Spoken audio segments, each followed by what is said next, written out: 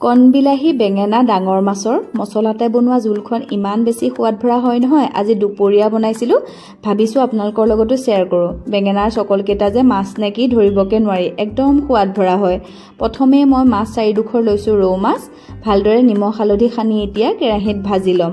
বেঙেনা 3টা আকৌ মই প্ৰেছাৰ কুকাৰত 2টা হুইচেল মাৰি লগে লগে ঢাকোন খুলি ঠাণ্ডা হ'বলৈ উলিয়াই থলো। মাছ কেইডোখৰ এতিয়া আধা ভজা কৰি লম। লুটিয়াই বগৰাই মাছ কেইডোখৰ আধা ভজা কৰা প্ৰায় মোৰ হৈয়ে গৈছে। এতিয়া প্লেট এখনতে উঠাই ৰাখিম। অকণমান আদা নহৰু আৰু জলকীয়া দুটাও খুন্দি লম। এতিয়া বেঙেনা কেইটাৰ বাকলি এৰাই চকলা চকলকৈ কাটিম, যাতে ভাজোতে ভাগি নাযায়। এইয়া দেখিছেনে, ইমানটো জোখৰ চকলা চকলকৈ কাটিব লাগিব, তেতিয়া খুব বেছি ভাল লাগে খাবলে। কেৰাহীত এতিয়া তেল দিলো। তেল দিয়াৰ পিছতে অকণমান কলা জিৰা দিছো, সৰু সৰুকৈ কটা পিঁয়াজ, আদা নহৰু জলকীয়া বটা, এইখিনি ভালদৰে ভাজি লোৱাৰ পিছতে দিলো এতিয়া হালধি। হালধি দিয়াৰ পিছতে বিলাহীখিনি দি দিলো। বিলাহী প্ৰায় এবাটি জোখাৰে দিছো। এয়া ভাজি ভাজি এতিয়া ইয়াতে দি দিম অকণমান ৰঙা গুড়া। নিমখ দিলো, ৰঙা গুড়া দিলো, তাৰ পিছতে সবজি মছলা দিলো। ভালদৰে ভাজি ভাজি এতিয়া ইয়াতে দি দিম বেঙেনাখিনি। বিলাহী ভাজি 3 মিনিটমান হোৱাৰ পিছতে বেঙেনা দিছো। বেঙেনা দিয়াৰ পিছতে মিডিয়াম ফ্লেমত এতিয়া ভাজি ভাজি সিজাই লম।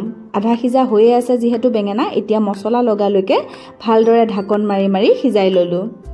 এয়া দেখিছেনে, খুব সুন্দৰকৈ বেঙেনাটো মছলাৰ সোমায়ে গৈছে। এতিয়া দি দিম মাছ কেইডোখৰ।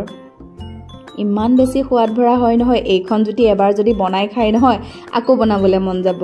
মাছ কেইডোখৰ দিয়াৰ পিছতে পানী আধা মগ দিছো। আধা মগ পানী দি লাহেকৈ লৰাই দিছো, যাতে বেঙেনাৰ পিচকেইটা ভাগি নাযায়।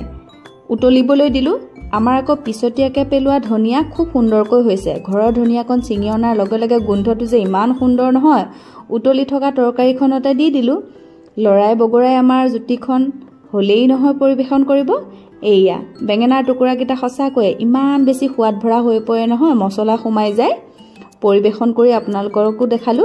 আৰু যদি এনেধৰণে বেঙেনা মাছৰ জুতি আপোনালোকে লোৱা নাই নহয়, ল'বচোন, বহুত বেছি ভাল লাগে।